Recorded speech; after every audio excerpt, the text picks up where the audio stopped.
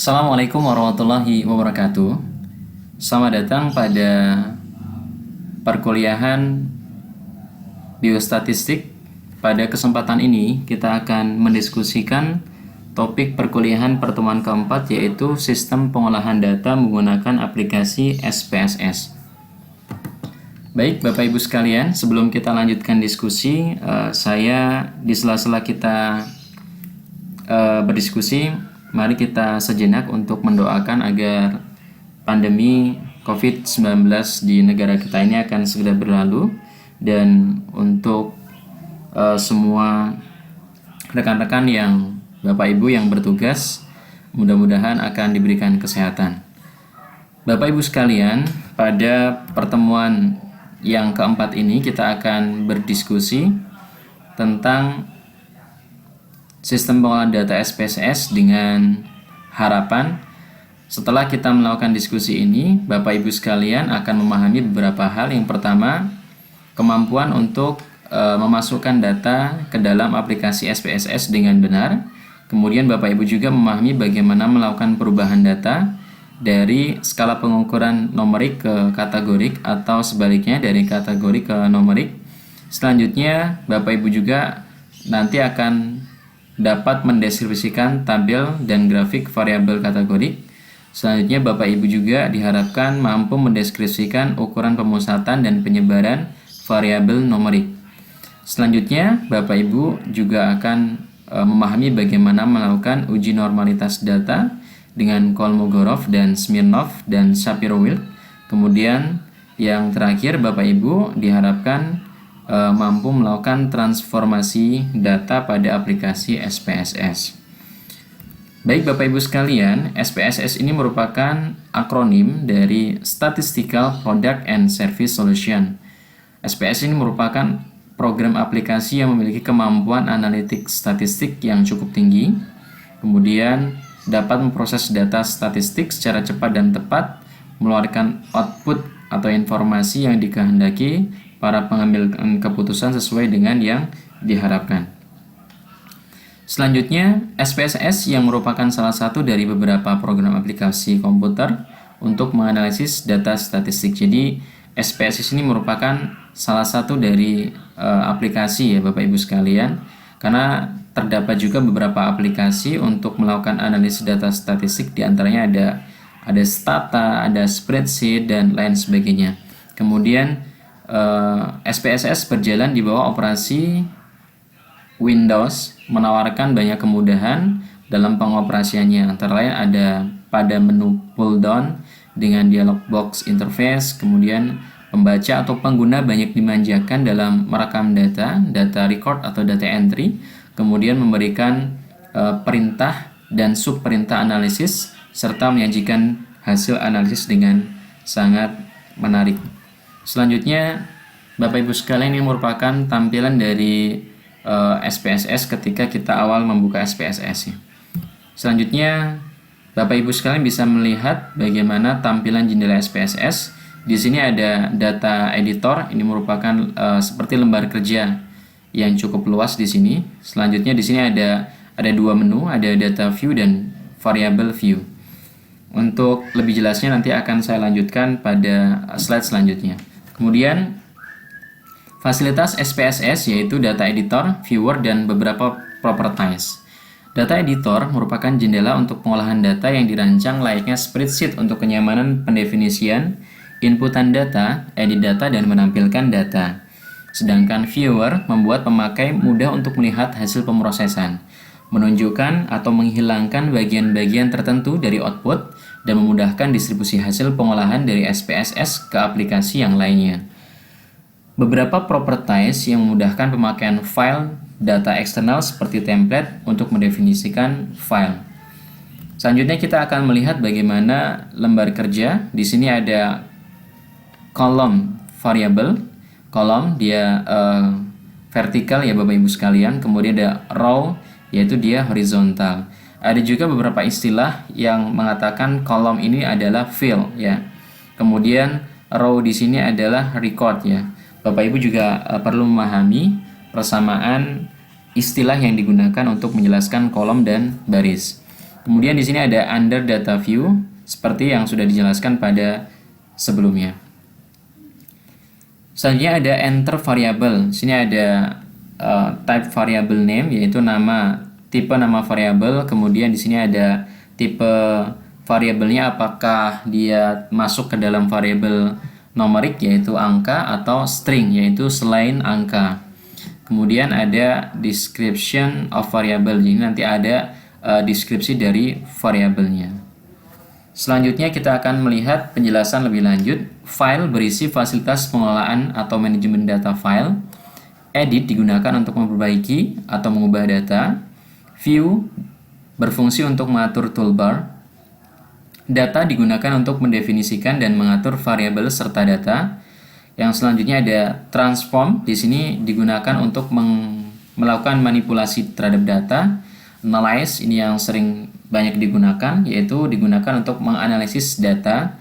Kemudian grab digunakan untuk memvisualisasikan data, dan ada utility digunakan berkaitan dengan utilitas dalam SPSS. Selanjutnya kita akan melihat bagaimana kemampuan analitik statistik yang ada pada SPSS. Yang pertama adalah statistik deskriptif, seperti mencari nilai sum, kemudian nilai rata-rata, kemudian nilai mean, nilai median atau nilai tengah, kemudian nilai modus, nilai yang paling sering banyak keluar, kemudian persentil, kuartil, dan sebagainya.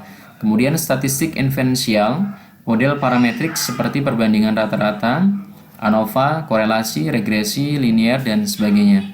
Kemudian ada statistik non-parametrik seperti uji cross-step, binomial, ada chi-square, ada RANS, ada Kolmogorov, Smirnov, dan serta yang lainnya. Data di atas terdiri dari 5 variabel atau field. Nah, seperti yang sudah saya jelaskan tadi, ada istilah yang mengatakan field itu merupakan sebuah kolom, dan record di sini, field ini adalah kolom, record di sini adalah baris. Jadi Bapak Ibu tidak perlu bingung ketika nanti ada istilah atau penjelasan di depan. Ada yang mengatakan field yaitu adalah kolom, dan record itu adalah baris. Jadi data di atas, data ini terdiri dari 5 variabel, yaitu 5 kolom dan 7 record atau 7 row, baris.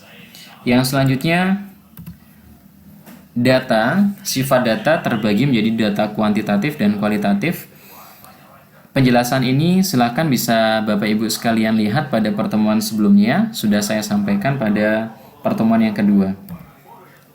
Ini penjelasan lebih lanjut, saya skip karena sudah pernah saya sampaikan juga. Data kualitatif, data ordinal, ini juga sudah pernah saya jelaskan. Ini data kuantitatif, data yang dinyatakan dalam angka, ini juga sudah pernah saya jelaskan pada pertemuan yang kedua. Nah, di sini jendela tipe data. Nah, terdapat beberapa variabel tipe. Di sini ada numerik, koma, dot, scientific notation, ada dot, ada dollar, ada custom currency. Di sini merupakan tipe data, tipe variabel yang merupakan data numerik atau angka. Kemudian yang bukan angka adalah string. Jadi ketika nanti kita menentukan tipe datanya, maka akan berkemungkinan numerik atau string. Jika dia angka berarti kita buat numerik, jika dia selain angka maka kita akan buat string. Baik, untuk selanjutnya input data di SPSS. Ini akan saya jelaskan sekilas sebelum kita melakukan praktek dengan program aplikasi SPSS. Nah, perlu saya sampaikan Bapak Ibu sekalian, diharapkan pada akhir sesi pertemuan keempat ini nanti saya akan membuat beberapa video tentang aplikasi SPSS dan praktiknya. Diharapkan nanti Bapak Ibu semuanya juga bisa melakukan praktek terhadap SPSS, sehingga perlu dilakukan instalasi pada laptop masing-masing. Jadi diharapkan Bapak Ibu semuanya bisa melakukan instalasi SPSS. Untuk versinya saya tidak menentukan harus versi keberapa. Yang jelas Bapak Ibu punyanya versi yang keberapa. Kalau Bapak Ibu punya versi yang ke-17, silahkan diinstal yang ke-17, 18, diinstal ke-18, sampai dengan versi yang ke-21 misalnya, silahkan Bapak Ibu semuanya memiliki versi yang keberapa. Sedangkan di laptop saya ini terinstall SPSS versi yang ke-18. Untuk melakukan input data di SPSS, kita bisa buka lembar kerja baru, File, New, Data. Kemudian kita melakukan pemberian nama variabel yang diperlukan dengan mengklik lembar variabel view, variable name, kemudian kita tentukan tipenya string, karena ini adalah variabel nama, maka dia bukan angka, tipenya adalah string. Kemudian karakternya berapa, ini biasanya kita sepakati apakah 8 cukup. Jika tidak cukup, silakan nanti ditentukan misalnya 15 atau 20. Kemudian variabel umur, tipenya adalah numerik karena umur itu menunjukkan angka. Kemudian desimalnya kita misalnya pilih 2 atau tidak berikan desimal pun tidak menjadi masalah. Selanjutnya untuk name, type, weight, decimal, label nanti akan kita praktekkan langsung dengan program aplikasi SPSS.